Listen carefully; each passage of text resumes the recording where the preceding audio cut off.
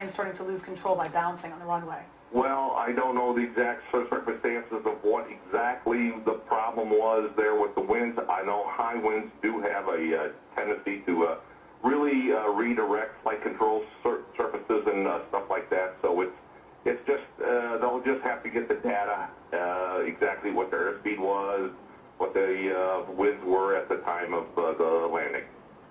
All right. Do we have Captain Chuck Nash on the phone? Okay, we're trying to get him, so we'll get him in a moment.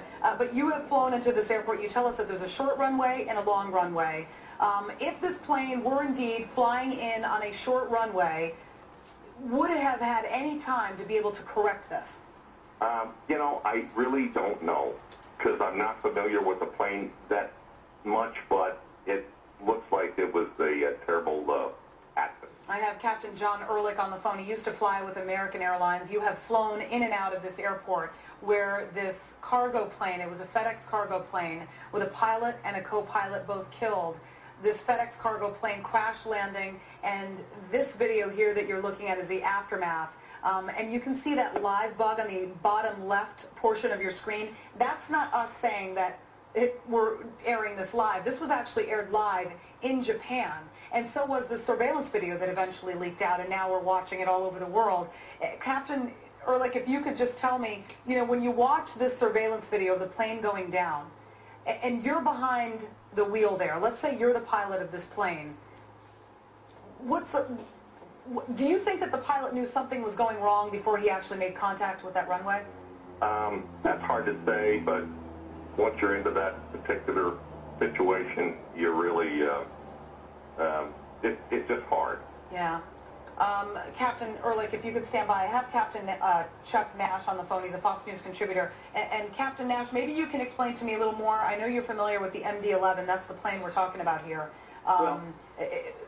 Is this the type of plane that would react or could react? Is it new enough? Is it too old?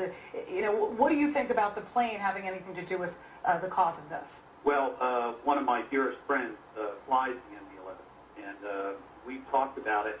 And what he's told me is that the MD-11, there have been at least 8, maybe as many as 11 mishaps, very much like what we're seeing here. The MD-11, as the previous airline captain was talking about, is a derivative of the MD-10, or the DC-10, sorry, and it has made a really fine cargo carrier.